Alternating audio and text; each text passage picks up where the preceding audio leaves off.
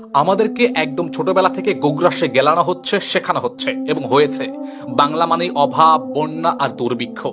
ব্রিটিশরা আসার আগে যেন আমরা অন্ধকারে পড়েছিলাম, সভ্যতা নাকি বুঝতাম না।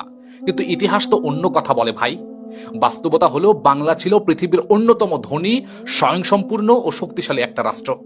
এতটাই সমৃদ্ধ যে বিশ্ববিখ্যাত পর্যটকরা এই দেশকে ডাকতেন দোজক ই পূর্ণি আমদ, অর্থাৎ প্রাচুর্যে ভরা নরক। নরক কারণ আবহাওয়া ছিল গরম ও আর্দ্র, আর প্রাচুর্য কারণ খাদ্য ও সম্পদের কোনো অভাব ছিল না এই বাংলাতে। 1346 সালে বিখ্যাত মাগরিবি পর্যটক ইবনে বতুতা বাংলায় এসেছিলেন। তিনি বাংলার আবহাওয়ায় বিরক্ত হলেও এখানকার সস্তা খাদ্য আর ঐশ্বর্যে অবাক হয়ে পড়ে গিয়েছিলেন। আপনি কি জানেন তিনি উল্লেখ করেছেন তার লিখায়, 1 দিরহামে মানে রৌপ্য মুদ্রায় পাওয়া যেত 8টি হষ্টপুষ্ট মুরগি, 15টি দিরহামে পাওয়া যেত একটি সম্পূর্ণ গরু। এটা কোনো রূপকথার গল্প নয়, এগুলো ইতিহাস, এগুলো ইতিহাসে লিপিবদ্ধ বাস্তব তথ্য, যার প্রমাণ আমাদের কাছে আছে। স্বাধীন সুলতানি আমলে মানে 1338 থেকে 1538 সালে বাংলা ছিল বিশ্ব বাণিজ্যের কেন্দ্রবিন্দু। তখনকার বাংলা পরনির্ভরশীল ছিল না আজকের মতো।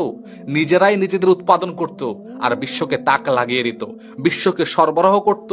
বাংলা তখন বিশ্বকে কাপড় পরাতো। মসলিন ও সূক্ষ্ম সুতি বস্ত্র ছিল বাংলার আন্তর্জাতিক ব্র্যান্ড। রোমান সাম্রাজ্য থেকে শুরু করে চীন সবাই বাংলার কাপড়ের জন্য উন্মাদ হয়ে থাকতো। আর আজকে 1406 সালে চীনা পর্যটক মা হুয়ান বাংলায় এসে লিখেছেন, এখানে উন্নত মানের রেশম উৎপাদন হয়, উৎকৃষ্ট কাগজ তৈরি হয় এবং বিশাল আকার জাহাজ নির্মাণ করা হয়। হ্যাঁ, আপনি সত্যি শুনেছেন, জাহাজ।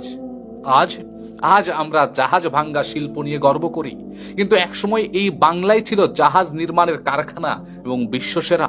ইউরোপ তখনও সমুদ্রে আধিপত্য প্রতিষ্ঠা করতে পারেনি, অথচ বাংলায় ছিল সুলতানদের নৌবহর।